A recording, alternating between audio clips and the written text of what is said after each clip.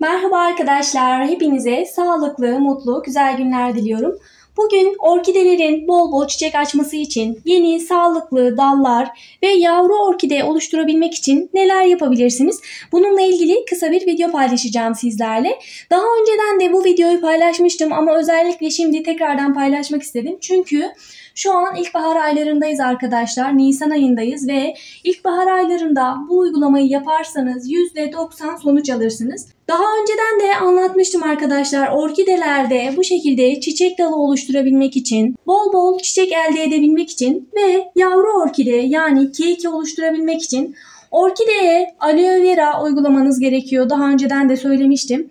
Aloe verayı doğum yerlerine uyguladığınızda hemen çiçek dalı elde edebiliyorsunuz arkadaşlar. Şu görmüş olduğunuz bakın dal çıkan yere aloe vera sürdüğünüzde hemen çiçek dalı oluşuyor veya keiki yani yavru orkide oluşuyor. Orkideleri çoğaltmak istediğinizde de bu uygulamayı yapabilirsiniz veya çiçek elde etmek istediğinizde yine bu uygulamayı yapabilirsiniz. Hemen şu orkidemi göstermek istiyorum. Bakın önceki videomda bunu paylaşmıştım. Şöyle yapraklarından tanıyabilirsiniz. Bu orkidemi daha önceki videomda paylaşıp boğum yerlerine aloe vera sürmüştüm. Şöyle göstereyim bakın.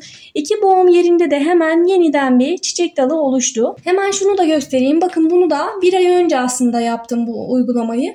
Ama şu anda havalar tam ideal sıcaklıklar olduğu için özellikle bu aylarda yaparsanız daha hızlı bir şekilde sonuç elde ediyorsunuz. Aloe vera'nın orkideler üzerinde gerçekten çok büyük etkisi var. Orkidelere hem çok iyi bir besin desteği sağlıyor hem de orkidelerin çiçek dalı oluşturmasını ve keyik elde etmeyi sağlıyor arkadaşlar. Aloe vera'nın içerisinde sitokinin hormonu var ve bu da orkidelerin çoğalmasına destek oluyor.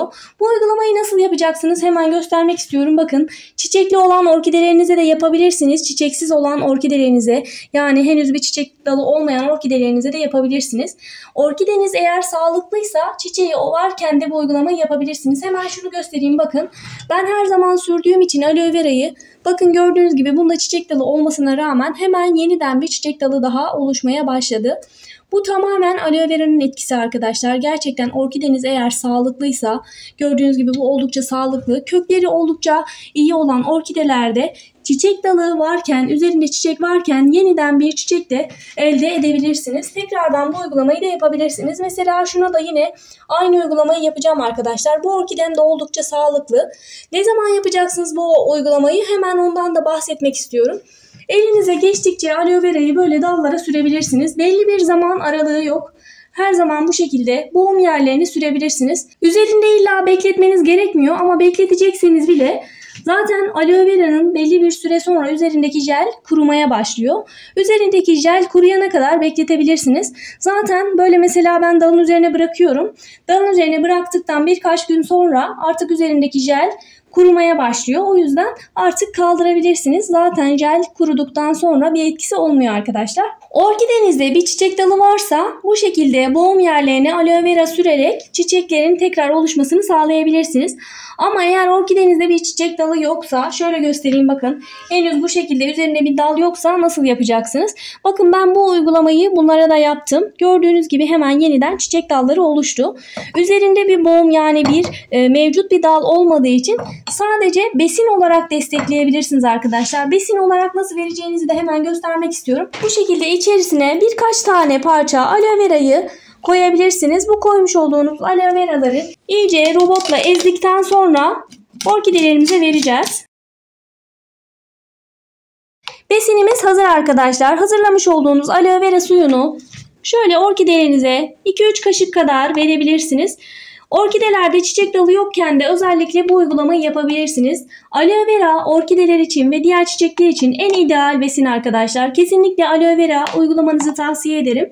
Aloe verayı hem evde kendiniz rahatlıkla yetiştirebilirsiniz, çoğaltabilirsiniz.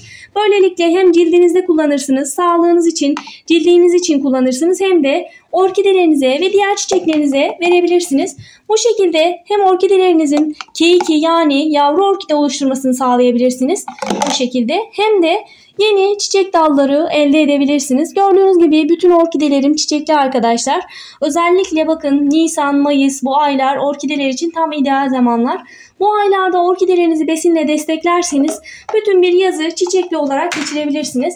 Yaz aylarında havalar çok sıcak olduğu için orkideler çiçek açmamaya başlıyor. Ama Nisan-Mayıs aylarında tam ideal sıcaklık aralığı olduğu için orkideler çok rahat çiçek açabilir. Bu arada siz de orkideleri desteklerseniz kesinlikle çiçek açma konusunda hiçbir sıkıntı yaşamazsınız. Çiçek açmayan orkideleriniz varsa kesinlikle aloe verayı uygulayarak bu faydayı siz de bitkilerinizde görebilirsiniz, deneyebilirsiniz. Şunu da belirtmek istiyorum. Bakın böyle su kültüründe olan orkidelerinize de yine aloe vera kullanabilirsiniz. Su kültüründe olan orkidelerin de yine sağlıklı kökler oluşturmasını, çiçek dalı oluşturmasını sağlayabilirsiniz. Su kültüründe olan orkidelerinize de içindeki suyu döktükten sonra aloe vera olan suyu bir saat kadar içerisinde bekletmeniz yeterli olur. Çok fazla bekletmenize gerek yok. 1 saat beklettikten sonra içerisindeki besinli aloe veralı suyu dökeceksiniz. Yeniden normal su dolduracaksınız. Su kültüründe olan çiçeklerimize 2 parmak kadar su kullanmamız yeterli olur. Çok fazla su vermemize gerek yok. Orkidenin köklerinin tamamı su içerisinde durması gerekmiyor. 2-3 parmak kadar su olması, köklerin bazılarının su içerisinde olması yeterlidir arkadaşlar. Orkideler için en ideal bitki besini aloe vera. Kesinlikle kullanmanızı tavsiye ederim. Diğer bitki besinlerini de yine orkidelerinizde kullanabilirsiniz. Orkidelerinize sarımsak suyu, muz kabuğu suyu, yumurta kabuğu suyu. Şu an aklıma gelenler bunlar. Bu şekilde bitki besinlerini orkidelerinize ve diğer çiçeklerinize verebilirsiniz. Kanalımda bu bitki besinlerinin tamamının tarihi mevcut arkadaşlar. Yukarıdaki linke tıklayarak siz de onlara ulaşabilirsiniz. Orkideleriniz bu şekilde çiçekliyken ayda bir kez besin verebilirsiniz. Ama orkideleriniz henüz böyle yeni çiçek dalı oluşturuyorsa veya üzerinde çiçek yoksa ya da böyle tomurcuk halindelerse 15 günde bir kez vererek orkidelerinizin daha hızlı gelişmesini, çiçeklerin daha hızlı büyütmesini ve açmasını sağlayabilirsiniz. Bugünkü videonun da sonuna geldik arkadaşlar. Beril'in Hünerleri YouTube kanalımda elimden geldiği kadar çiçek ve bahçe bakımı konusunda videolar paylaşmaya gayret ediyorum. Videolarımın faydalı olduğunu düşünüyorsanız beğenmeyi ve yorumlarınızla desteklemeyi unutmayın. Sorularınızı da bana yine yorumlarda iletebilirsiniz arkadaşlar. Başka bir videoda görüşmek üzere. Şimdilik hoşça kalın.